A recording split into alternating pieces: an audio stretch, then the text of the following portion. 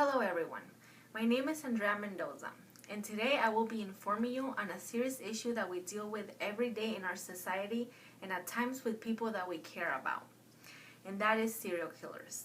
My main focus today is to inform you guys as much as I can as to why serial killers commit their horrible crimes and some of the characteristics that these people have in common. One of the main reasons as to why I have focused so much on this topic is to help people understand the story behind these serial killers. It will never justify their crimes, but it will help us understand why they did it.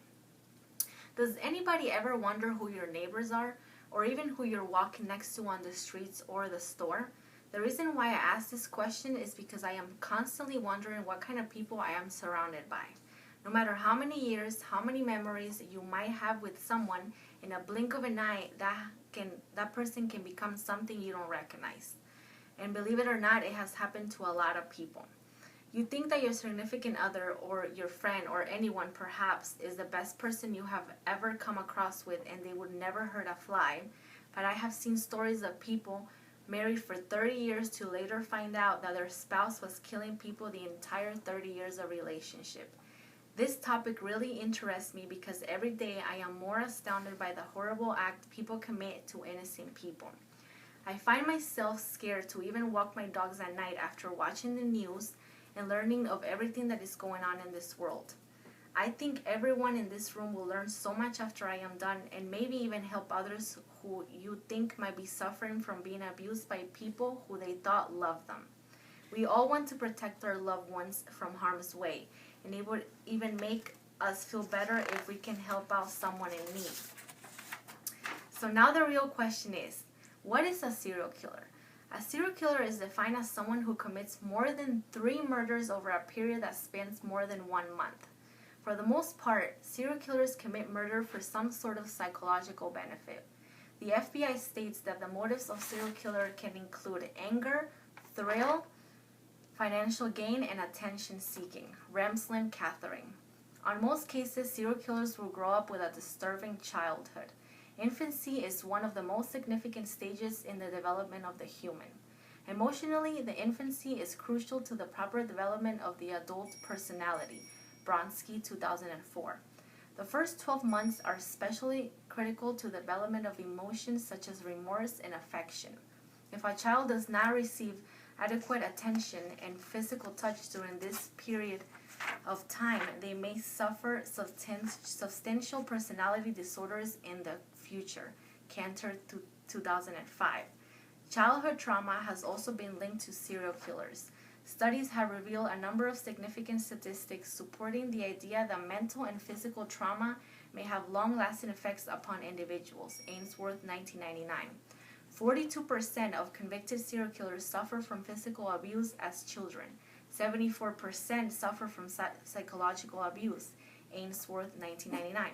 Sexual abuse also seemed to be a prominent characteristic among serial killers, as 35% witnessed sexual abuse and 43% were sexually abused themselves.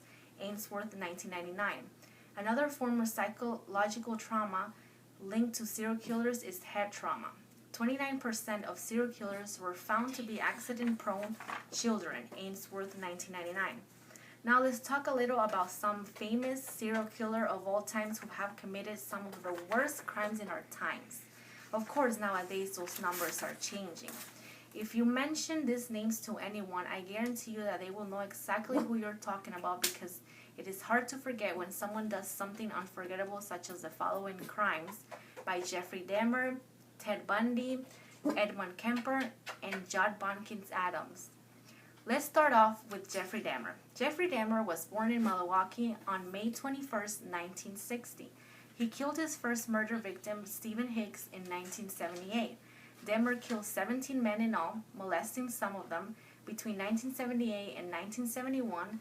Once caught, he was sentenced to 15 consecutive life terms in 1992.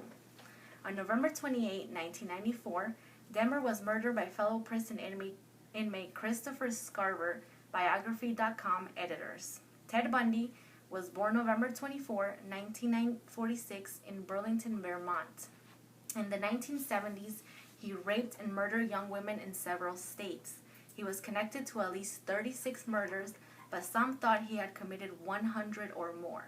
He was executed in Florida's electric chair in 1989. His charm and intelligence made him something of a celebrity during his trial, and his case inspired many novels and films about serial killers. Biography.com editors. Edmund Kemper, born on December 18, 1948, in Burbank, California. Edmund Kemper, at age 15, killed both his grandparents to see what it felt like.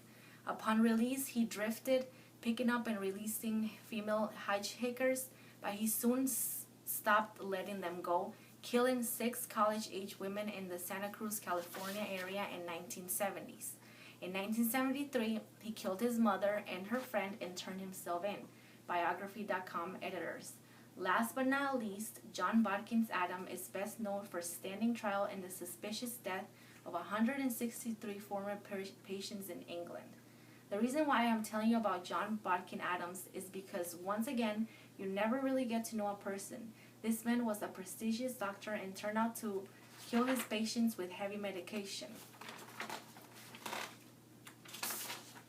To conclude this topic, I hope everyone learned a little from tonight and understands what a serial killer and why they become a serial killer.